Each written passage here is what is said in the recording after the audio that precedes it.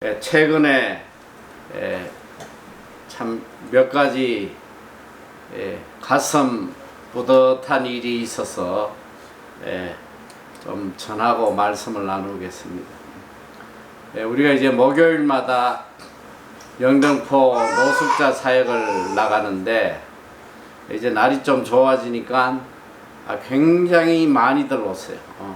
지난주에도 보니까 200명이 훨씬 넘게 오셔가지고 우리가 광장에서 이렇게 예배를 같이 드리고 또 이분들의 필요한 것들을 나눠드리고 하는데 우리 수원에 예배 드리러 오시는 분들은 그래도 지금 훈련이 많이 돼서 참 질서도 잘 지키고 남을 좀 배려하고 하는데 이 영등포는 아직도 워낙 거기는 노숙자들이 많고 또 참 쪽방에 계시는 이런 분들이 많다 보니까 굉장히 생존에 대한 위기의식을 갖고 사는 분들이라 그런지 굉장히 이기적이에요.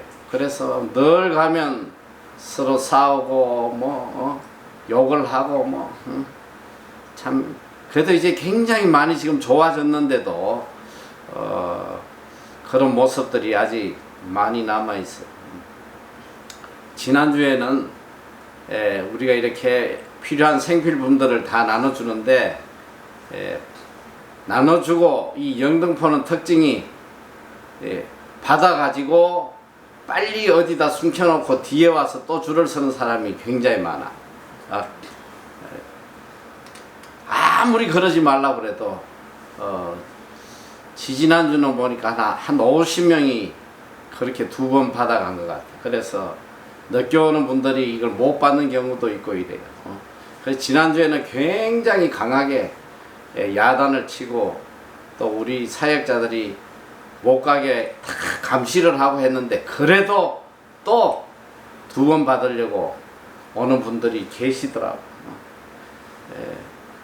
근데 이 생필품을 나눠주고 난 뒤에 우리가 뭘 하냐면 또 이분들이 필요한 약품들, 이 주로 영양제라든지 또 진통제라든지 이런 것들을 좀 나눠드리는데 어느 할머니가 한번 오셔가지고 그래요. 자기가 이 약을 하나 받아가지고 가는데 어떤 남자가 영감이 와가지고 자기 팔을 때리고 약을 뺏어갔다는 거야. 그래가지고 얼마나 참 마음이 안타까운지. 그래서 제가 10,000원짜리를 하나 살짝 집어주면서 우선 급한 대로 이걸로 사 쓰시라고 이랬더니 이분이 걷고 안 받으려고 그래요. 그러더니 하도 지어주니까 이제 받아가시는데 놀라운 건 그 다음 주일날 이분이 영등포에서 수원 나눔센터까지 토요 예배에 그 먼 길을 예배에 참석하시면서 감사 헌금을 30,000원을 드렸더라고. 이 쪽방촌에 사는 이 노인분들 그분들 생활이 어떻겠어요? 그게 감사해서 돈 많은 받은 게 감사해서 그 먼 길을 와서 30,000원을 감사헌금을 이렇게 하고 가시는 걸 보면서 참 마음이 많이 따뜻했습니다.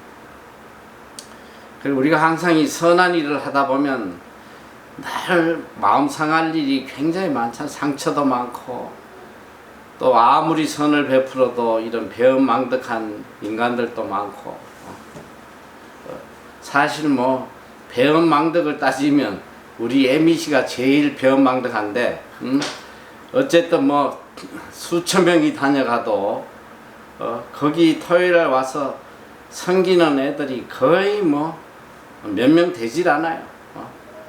참 수원 지역에만도 수십 명이 있을 텐데 한 번도 와보지 않는 애들이 그렇게 많단 말이죠. 참 그런 좀 안타까움과 슬픔이 늘 마음에 있었는데 지지난주가 세상에 이 우리 애미씨 2명이 형제 2명이 춘천에 청년들을 다 끌어모아 가지고 30명을 모아 가지고 2시간 반이 걸려서 왔다고 그러는데 새벽같이 준비해서 와서 전부 다 찬양인도 하고 뭐 아름답게 섬겨 주고 갔는데 제가 특별히 참 감동을 받은 것은 이 아이들이 헌금을 50만 원을 가져왔더라고요.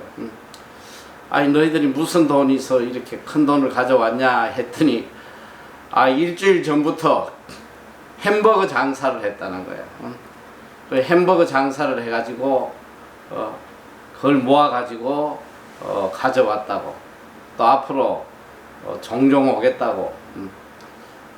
또 지난 주일은 또 지난 토요일이지, 어저께구나. 어저께는 또 우리 MEC 한 청년이 다니는 교회에 얼마 전에도 그 교회 청년들을 다 데리고 와서 옷가지를 많이 가져와서 또 섬겨주고 갔는데, 어제도 또 자기들 그 예배 시간하고 겹쳐서 뭐 예배를 못 참석한다고 하면서 청년 몇 명이 그 더운데 또 옷을 잔뜩 4박스인가 뭐 5박스인가를 가지고 와서 또 전해주고 갔어요.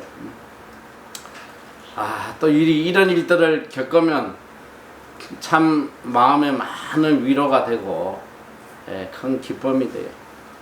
아직도 곳곳에 그래도 이렇게 선을 행하려는 이런 아름다운 마음을 가진 참 우리 형제 자매들이 있어서 참 많은 위로를 받고 있습니다.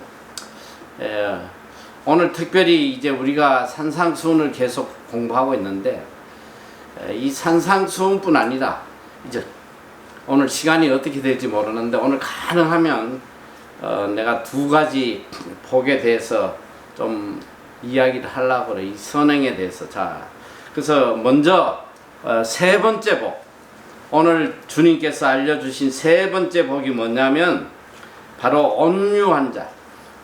온유한 자는 복이 있나니 저희가 땅을 기업으로 받을 것이며. 우리가 이미 8복을 배웠는데 첫째 복은 마음이 가난한 자고, 또 둘째 복은 애통하는 자.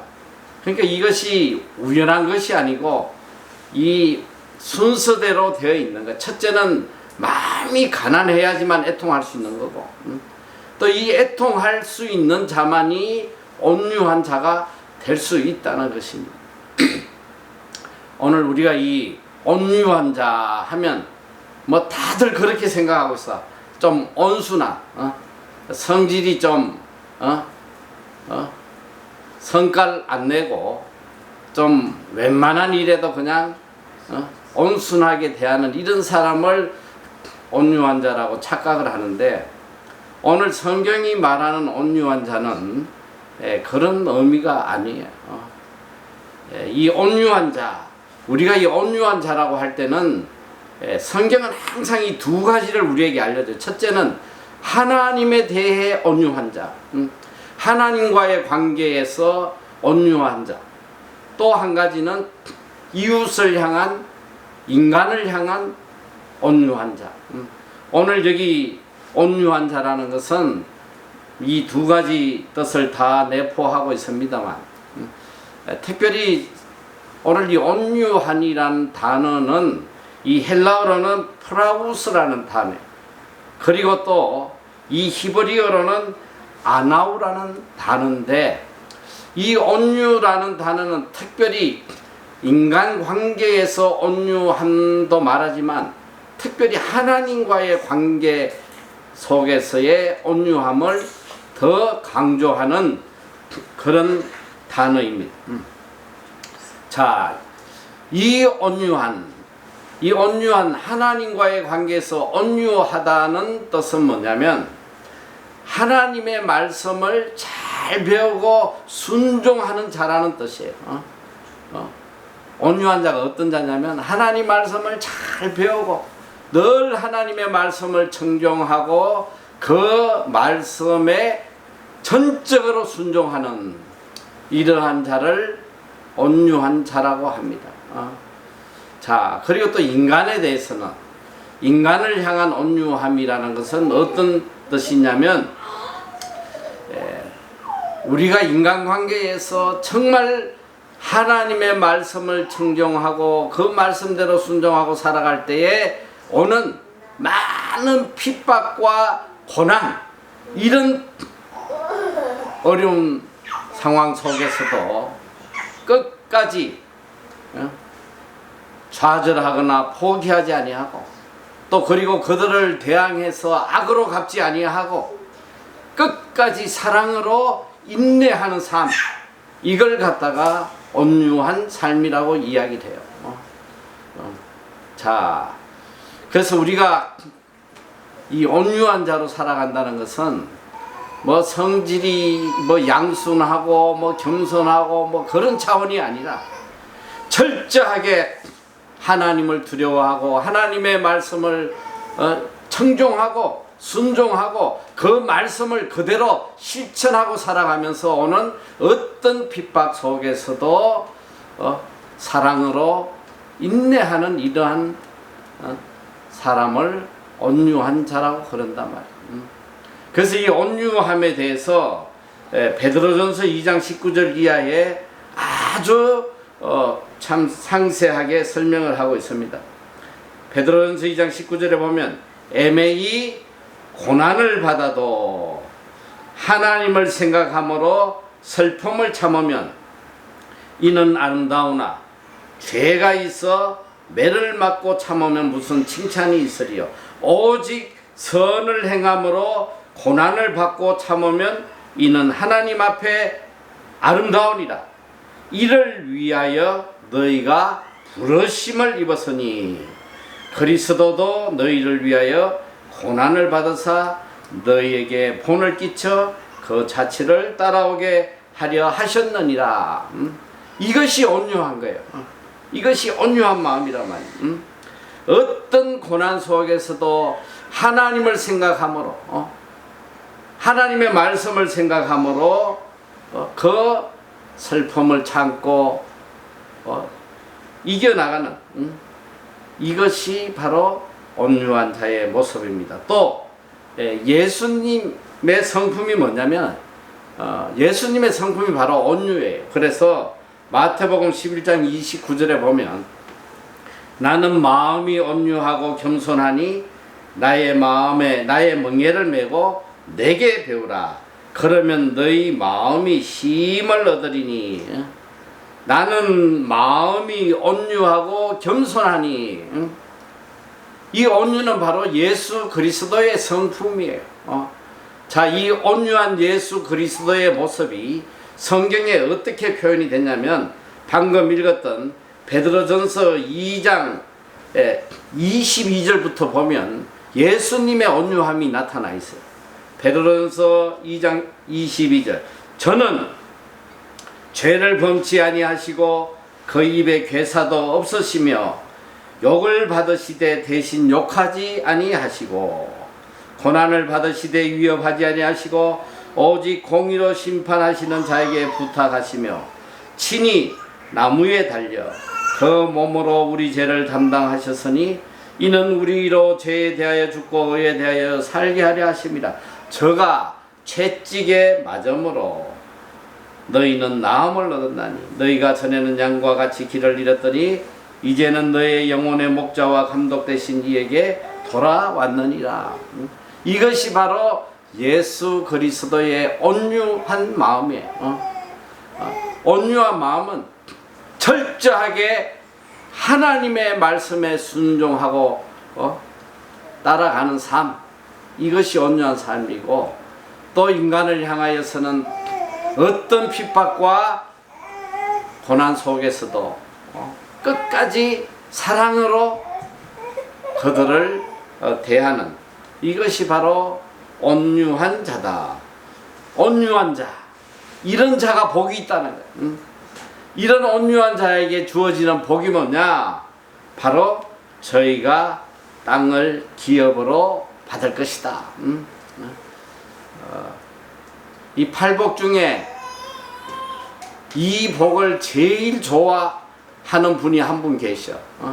그분이 누구시냐면 복부인이셔. 복부인. 땅을 기업으로 받을 것이다. 근데 오늘 참 제가 참 뭐 이걸 웃어야 될지 울어야 될지, 이 그리스도인들 중에도 많은 사람이 이게 땅 부자 되는 비결이라고 생각하는 사람이 있어. 야, 우리가 이 땅에서 땅 부자 되려면 온유하게 살아야 돼. 그럼 하나님이 땅을 주신대. 실제로 내가 이런 사람을 봤단 말이야. 여러분, 오늘 여기서 땅을 기업으로 주신다는 의미는 사실은 예수님의 가르침의 궁극적인 목적은 이 땅이 아니라 하늘나라예요. 성경의 많은 곳에 마지막에 우리에게 주어질 것이 새 하늘과 새 땅이에요. 정말 많은 곳에 이야기합니다.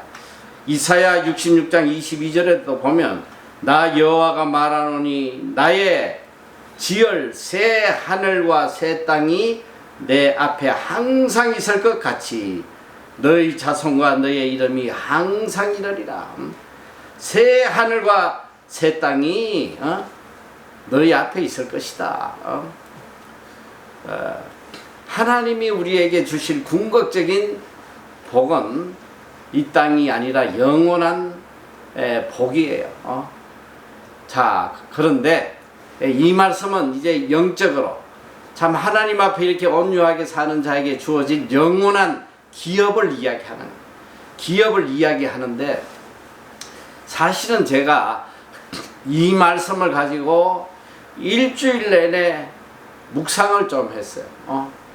그리고 성경에 사실은 많은 이 분들이 어떻게 이 땅에 대해서 깨닫고 있나, 또 나름대로 많이 찾아보기도 하고 또 주석도 보고 그러니까 이게 뭐 많은 분들이 이 땅에 대한 이해가 다 다른 거야.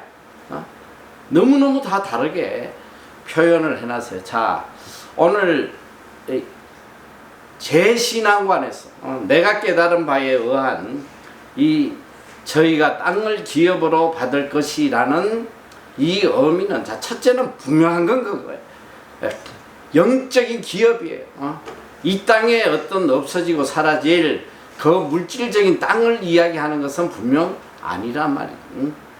우리에게 주어질 영원한 새 하늘과 새 땅을 의미를 하는데, 그런데 내가 이 영어 성경을 보면서 생각이 좀 많은 생각을 하게 돼요. 영어에는 이게 어떻게 되어 있냐면 inherit the earth, inherit the earth.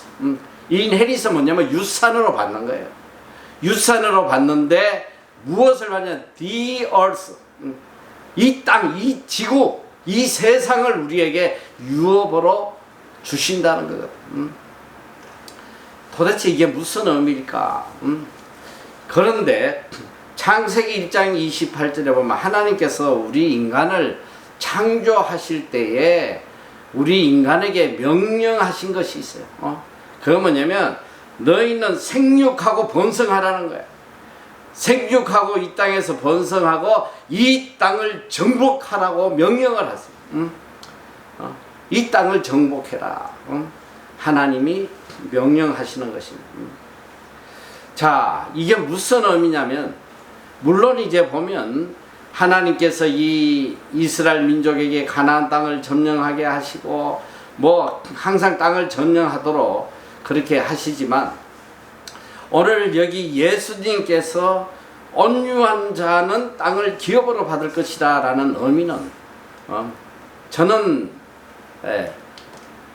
이렇게 깨달았어요. 그게 뭐냐면 inherit the earth, 너희가 이 온유한 자로, 하나님 앞에 온유하고 인간에게 온유한 자로 살아가면 이 땅을 지배하는, 그러니까 이 땅을 지배한다는 의미가 뭐냐면 우리가 이 세상 사람들을 이끌어갈 수 있는, 영적으로 이 사람들, 그러니까 하나님이 우리를 존귀하게 하신다는 말씀이 바로 이런 말씀이에요. 이 세상 사람들에게 짓밟히고 무시당하고 비참하게 살아가는 사람이 아니라 존귀한 자로, 세상의 머리 된 자로, 이 세상을 지배하고 살아가는 그런 영적인 자로 하나님께서 만들어 주신다는 거예요. 이 영적인 복을 이야기하는 거예요. 그러니까 inherit the earth랑 이 세상을 지배하는 거예요. 우리가 영적으로 이 세상을 지배하고 살아가는. 성경에도 보면 위대한 믿음의 사람들은 다 이 세상을 지배하고 살았어. 요셉을 보세요. 요셉이가 그 바로의 대제국을 그가 영적으로 지배하고 산 사람이에요. 다니엘을 보란 말이에요. 다니엘이 그 거대한 바벨론 제국을 영적으로 지배하고 산 사람들이에요. 그러니까 이 인간 세상을 지배할 수 있는 그런 복을 우리에게 내려주신다. 그래서 이게 단순한 땅이라는 게 무슨 랜드를 이야기하는 것이 아니라 성경에는 inherit the earth, 이 세상을 유업으로 주신다는 말씀은 우리가 하나님으로부터 받은 이 영적인 권위를 가지고 이 세상을 지배하는 그런 복을 누리게 될 것이다. 바로 그런 말씀이라고 저는 생각을 해요. 자, 그렇기 때문에 이것은 바로 예수님의 마음이에요. 예수님이 나는 마음이 온유하고 겸손하다. 예수님의 이 온유한 마음이 영적으로 이 세상을 지배하신 거야.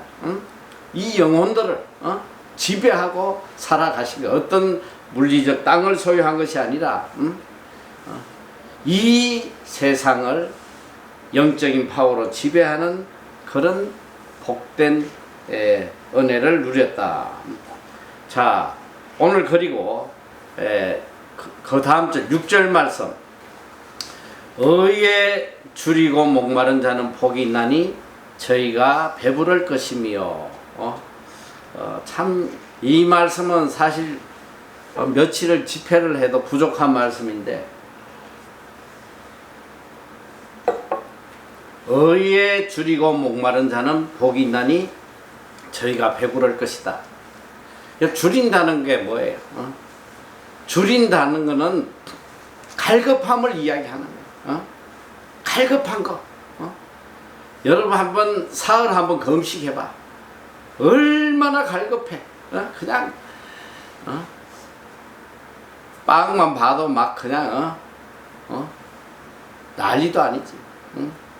그리고 이 갈증을 생각해 보란 말이야. 막 그냥 1000m 달리기를 했는데 그 갈증 한번 생각해. 이 줄이다라는 것은, 줄이고 목마른 자라는 것은 내가 가장 갈급한 상태를 이야기하는 거야. 내가 무엇에 이렇게 갈급하고 살아가느냐. 여러분, 복된 자가 되려면 의에 줄이고 목마른 자가 돼야 복된 자가 되는 것인데, 오늘 우리들은 무엇에 이렇게 줄이고 갈급하냐 말이야. 참 안타깝지만 신앙생활 한다고 교회 나오는 이 수많은 자칭 그리스도인들도 의에 줄이고 목마르지 않아. 제가 볼 때는 너무나도 세상에 줄이고 목말라. 어떻게 보면 세상에 이 갈급함을 좀 채워보려고 하나님을 믿는 인간들이 너무 많다는 거예요. 내 힘으로 내 능력으로 도저히 채울 수 없는 이 세상의 갈급함, 이것 좀 채워보려고 그냥 주여 주시옵소서, 물질 주세요, 좀 출세하게 해주세요, 직장 주세요. 가자 세상의 필요를 채우려고 하나님 앞에 이렇게 갈급하게 매달리는, 솔직히 이게 오늘 그리스도인의 모습 아니에요? 주야 제가 좀 어려운 일 나도록 저 좀 도와주세요. 너무너무 어렵게 살고 싶습니다. 하나님 가난해도 좋습니다. 세상에서 무시당해도 좋습니다. 정말 제 삶이 어려운 삶 살게 해주세요. 이렇게 갈급하게 매달리는 그리스도인이 몇 명이나 있겠냐 이 소리야. 몇 명이. 어려움이 뭐예요? righteousness, 공의, 하나님의 뜻이 하나님의 뜻, 하나님의 뜻, 하나님의 뜻에 줄이고 목마른 자, 복이 있다는 거. 자, 그래서 이제 제일 중요한 거는 여기서 키포인트는 하나님의 righteousness, 하나님의 의가 무엇이냐 이 소리야. 하나님의 여러분, 우리가 이 하나님을 향한 의와 인간을 향한 의에 대해서 이걸 잘 깨닫지를 못해요. 하나님을 향한 의로움, 여러분 이게 궁극적으로 하나님을 향한 의로움이 곧 인간을 향한 의로움과 같은 거예요. 그리고 또 내가 인간을 향한 의로움을 가지면 이것이 곧 하나님을 향한 의로움이란 말이죠. 자, 하나님을 향한 의로움. 그러면 과연 하나님을 향한 의가 뭘까? 그런데 우리는 이 하나님을 향한 의를 대체로 영적인 삶이라고 생각을 많이 해요.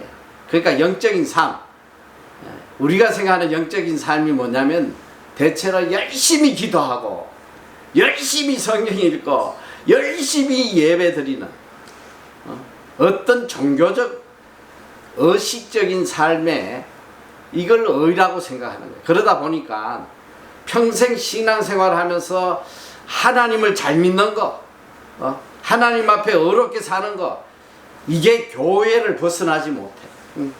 교회 안에서 그저 열심히 예배드리고 교회에서 봉사하고 뭐 그냥 성경 읽고 기도하고 금식하고, 물론 이것도 하나님 앞에 어려움이에요.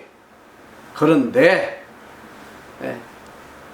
이것이 요것으로만 끝나면, 하나님과 나와의 관계의 삶 속에서만 끝난다면 이것은 진정한 의가 되지 못하는 거예요. 제가 요즘 와서 특별히 이번 한국 집회 와서 집회를 계속 다니면서 정말 깊이 깨닫는 게 뭐냐면, 하나님의 의라는 것은 하나님과 나와의 관계에서만 이루어지는 게 아니라는 거. 이것은 하나님과의 관계 속에 어려움이 이웃과의 관계에서도 어려움으로 나타나야 돼. 이것이 단절되면 이건 어려움이 아니에요. 자, 제가 한 가지, 뭐 성경에 많은 곳에 하나님의 의가 어떻게 나타나야 되는지, 그러니까 중요한 건 하나님을 향한 어려움이 이웃을 향한 어려움으로 나타나야 된다는, 이게 하나님의 의라는 거예요. 하나님을 향한 어려움이 반드시 이웃을 통해서 의로 나타나야 돼. 자, 대표적인 거 하나 내가 이야기를 하면, 여러분 금식이 뭐예요? 금식이라는 것이 하나님을 향한 영적 어려움이야. 정말 우리가, 예수님도 그래. 마태복음 6장에 구원받은 천국 시민이 이 땅에서 해야 될 세 가지 생활을 해야 되는 게 구제, 기도, 금식. 이건 뭐 유대인들이 반드시 생활해야 했던 것들인데 금식. 자, 여러분, 하나님이 기뻐하는 금식이 뭘 것 같아요? 예? 하나님이 기뻐하시는 금식이 뭐예요? 그냥 아무것도 먹지 않고 그냥 기도만 하는 이게 하나님이 기뻐하는 금식일까?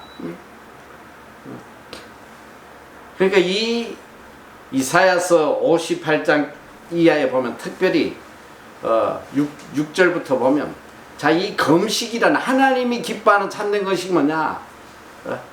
뭐 흉악의 결박을 풀어주고 압제받은 자를 뭐 놓아주고 뭐 이런 내용인데 7절 말씀에 보면 하나님이 기뻐하는 금식은 뭐냐면 참 충격적인 말씀인데, 바로 굶주린 자를 먹이고 가난한 자를 돌보고 옷이 헤어진 자를 입히는, 이것이 참된 금식이라는 거예요. 하나님을 향한 공의가 뭐냐? 이웃을 향한 공의로 나타나지 않으면 그건 공의가 아니다는 거예요.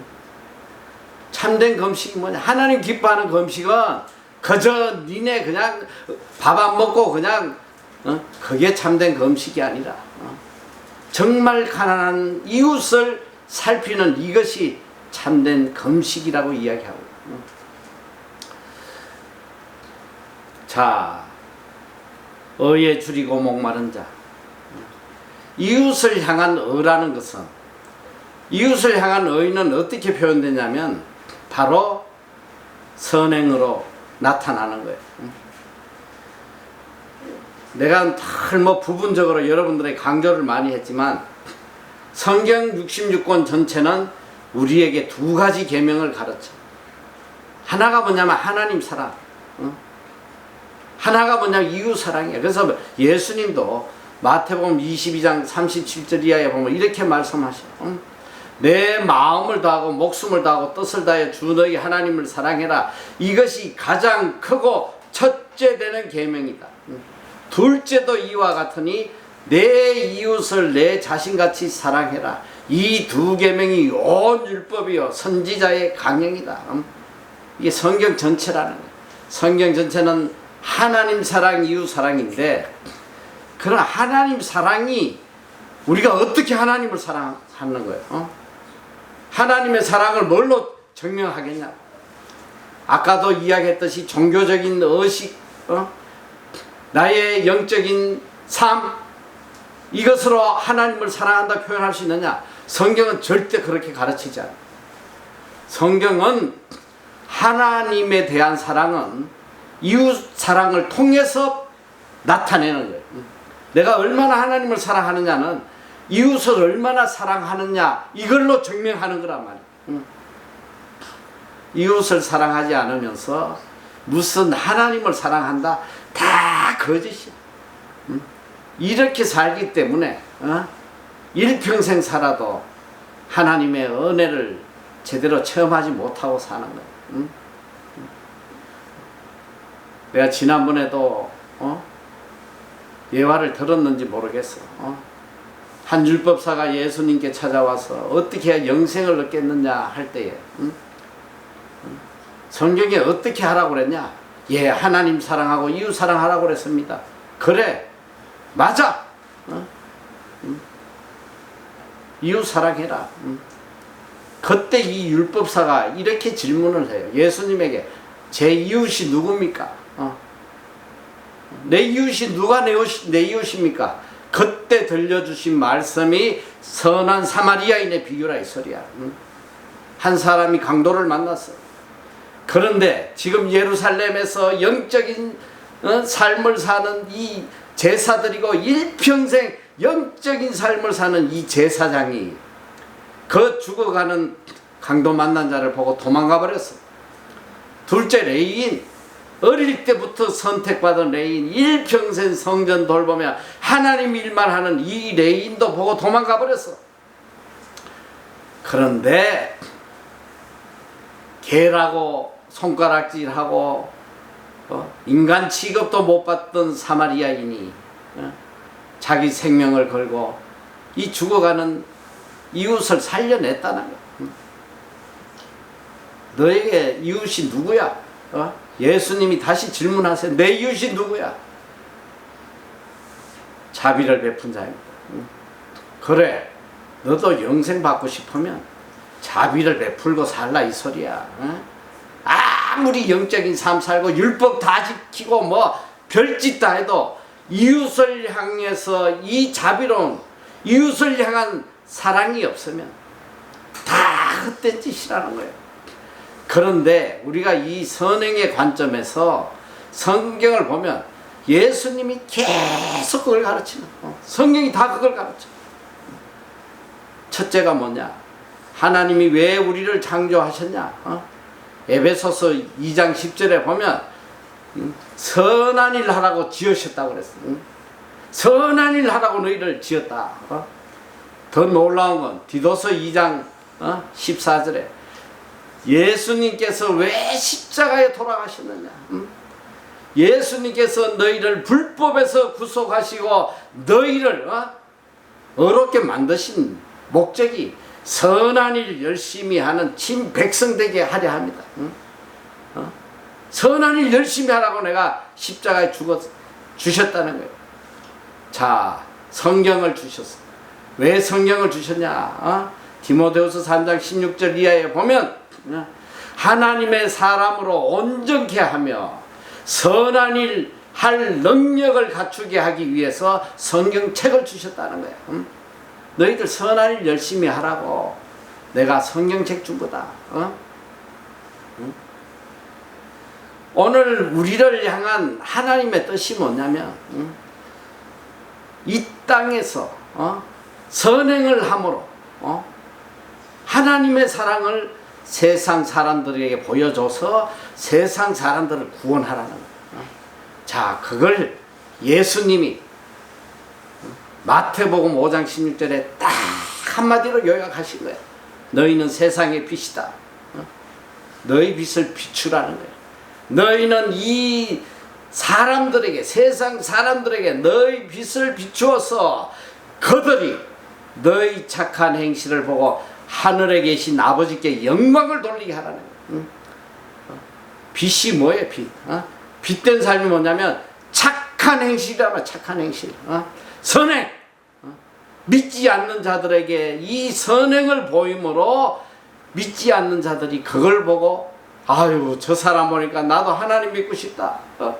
저들이 믿는 하나님은 어떤 분이기에 저렇게 천사처럼 살아갈까?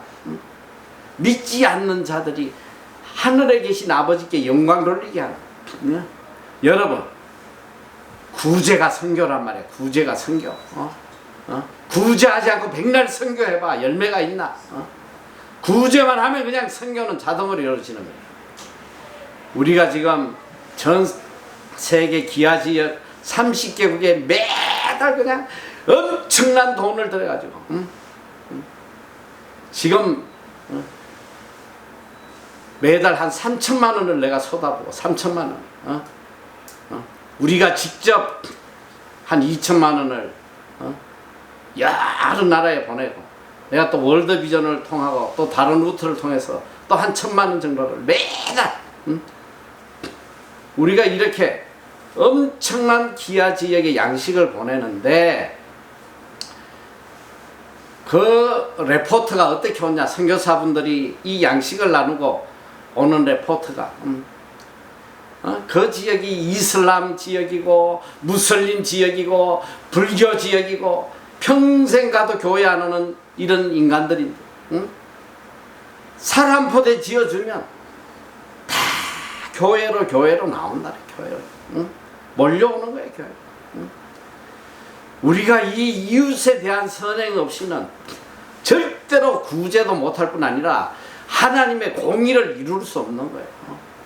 성경은 정말 이 선행에 대해서 얼마나 강조하는지.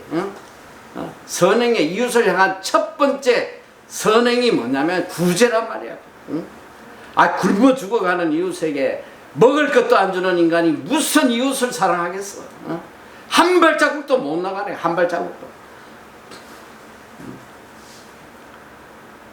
오늘 많은 그리스도인이 잘못된 믿음에 대한 개념을 가지고 예수 믿으면 구원받는다. 나 구원받아, 나 예수 믿어. 믿음이 뭐냐 이 소리야. 구원받을 믿음이 뭐냐고. 예배당에 와가지고 하나님 사랑합니다 하고 눈물 찔찔 흘리고 찬양하고 난리치고 교회 문 밖에만 나가면 세상 사람보다 더 악하고 더 음란하고 더 사기 쳐먹고 아주 그냥 신문에 나는 악한 짓은 다 그리스도 자칭 그리스도인이라는 인간들이 그냥 행하고 있단 말이야. 이런 인간을 구원받았다고 할 수 있겠냐 이 소리야. 오늘 교회가 전부 다 이 로마서의 주제가 뭐야? 오직 믿음으로 구원받는다. 어떤 행위로도 구원받지 못한다. 맞는 말씀이지. 바울은 철저하게 이야기하래. 어떤 너희의 선행으로도 구원받지 못한다는 거야. 여러분, 이 바울이 말하는 이 어떤 행위로도 구원받지 못한다는 행위는 무슨 행위냐면 믿음 없는 행위를 이야기하는 거야. 하나님을 믿지 않는 일반 세상 사람들의 도덕적 선행 가지고는 절대로 구원받지 못한다는 거예요.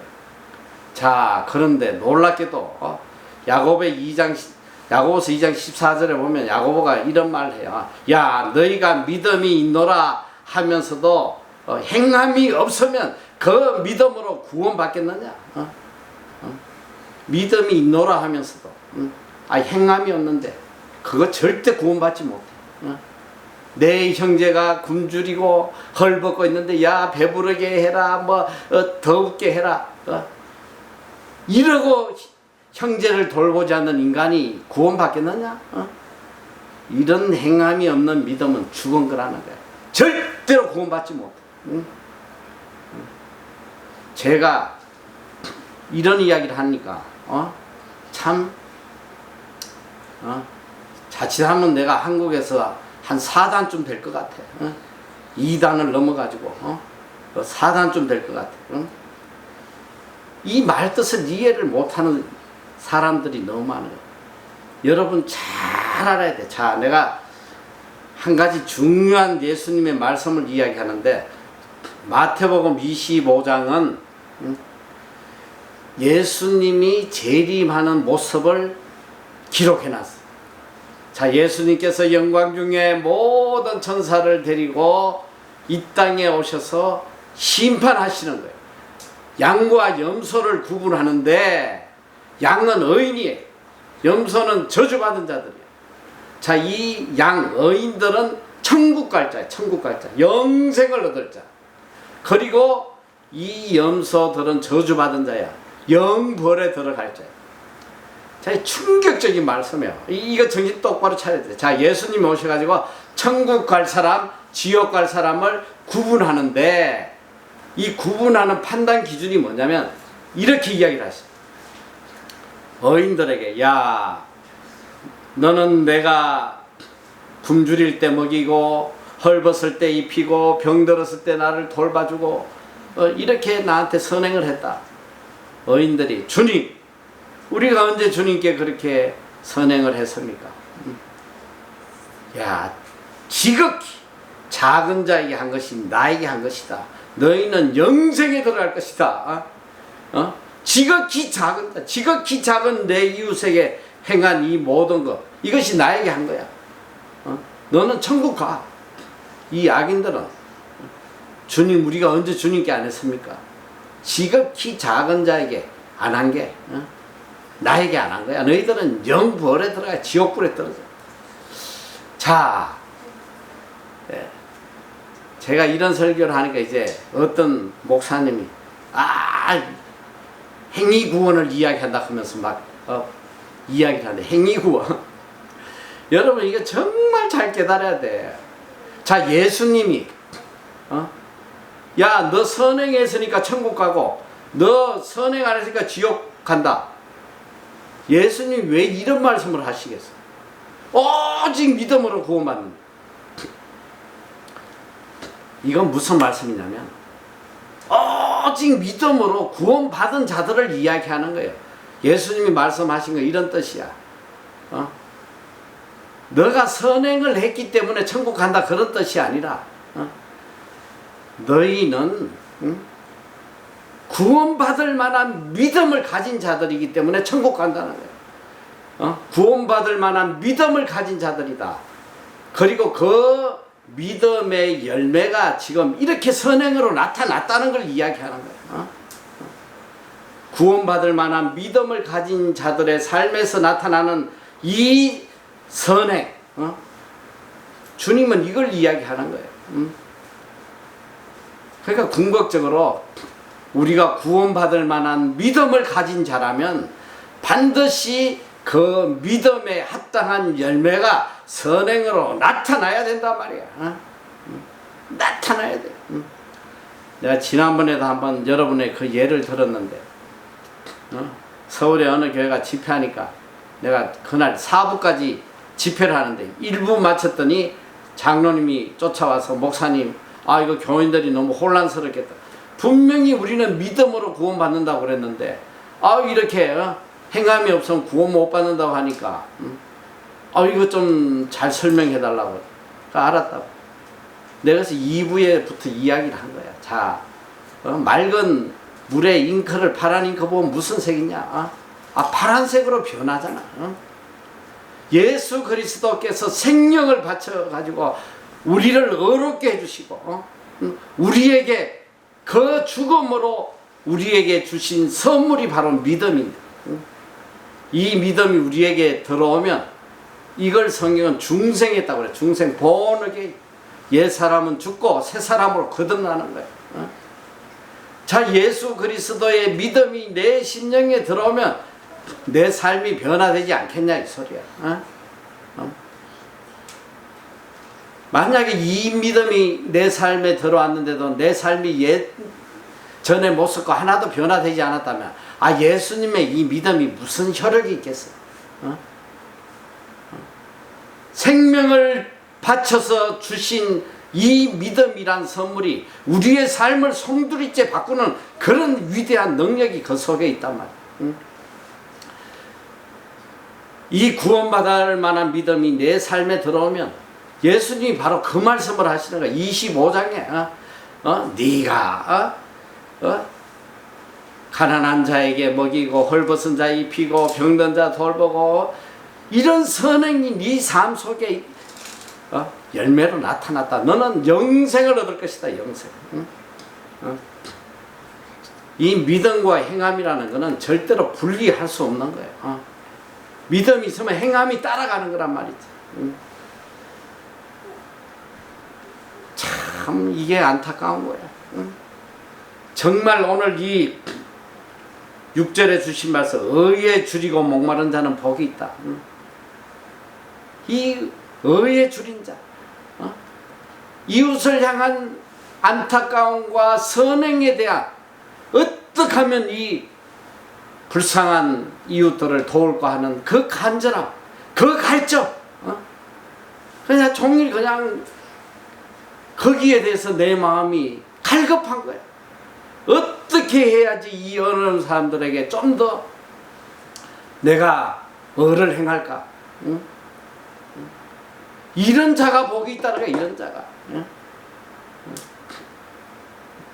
이런 자는 복이 있는데 저희가 배부를 것이며 이 배부른다는 건 뭐야? 만족함이야. 오늘 세상의 것은 가지면 가질수록 흙이 지는 거야.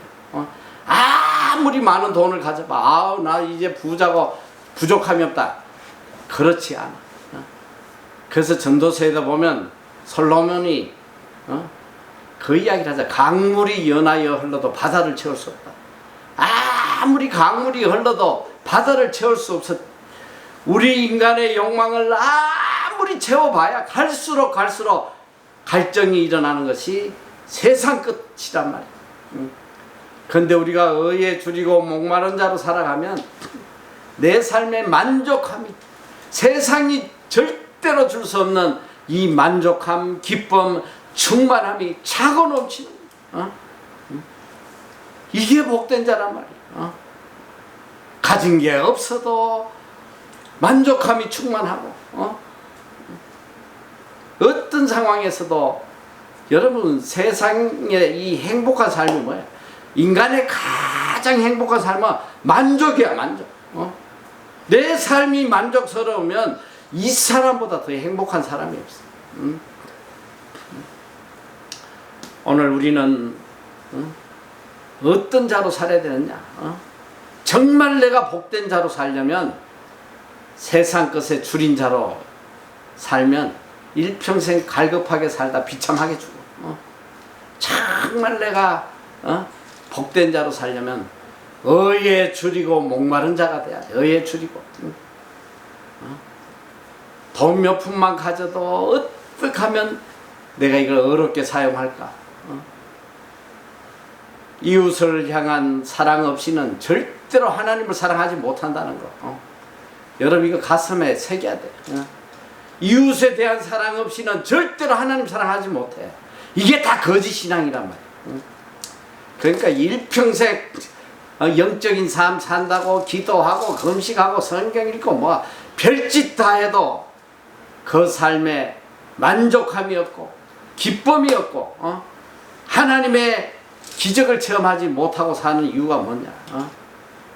이웃을 향한 어려움이 없기 때문에 그런 거야. 나만을 위한 신앙이지. 이웃에 대한 어려움이 없는 이게 다 거짓된 신앙. 정말 정신 차려야 된다.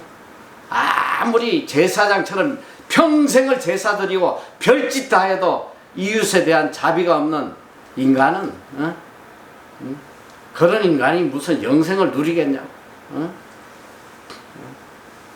그런 제사장보다 하나님을 제대로 알지도 못하는 개취급받는 이 사마리아인, 자비를 가진 이 사마리아인을 예수님은 더 칭찬하고 계시단 말이야. 정신 똑바로 차려.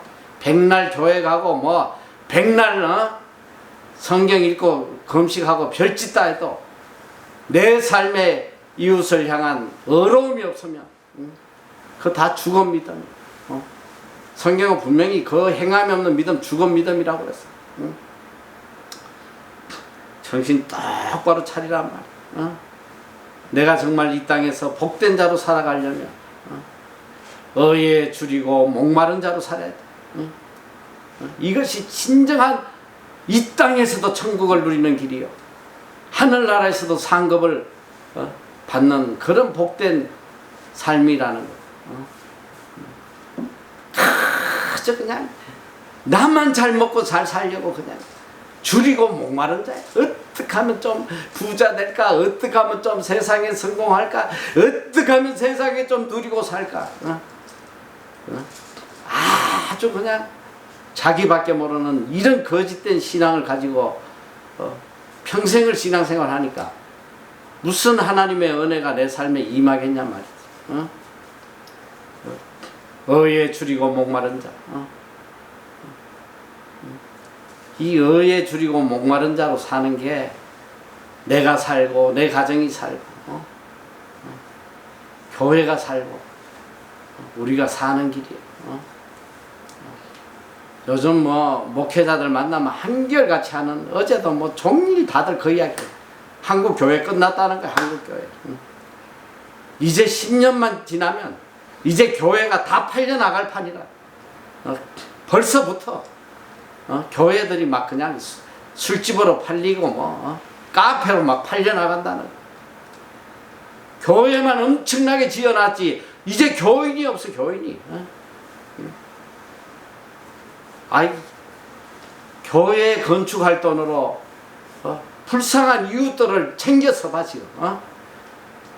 교회 건축할 돈으로 눈물 흘리는 굶주리는 이웃들 챙겼더라면 교회가 지금 터져나갈 거야. 지금 교회가. 오늘 우리가 살아갈 길은 한 가지예요. 세상이 다 이렇게 미쳐 돌아가도 나 하나만이라도 의에 줄이고 목마른 자로 살려고 발부둥 쳐야 돼. 그것이 여러분이 사는 길이에요. 여러분이 사는 길이란 말이에요. 이 믿음으로 진정한 복을 누리는 여러분 다 되시기를 축원합니다. 자, 기도하겠습니다. 사랑의 하나님 감사합니다.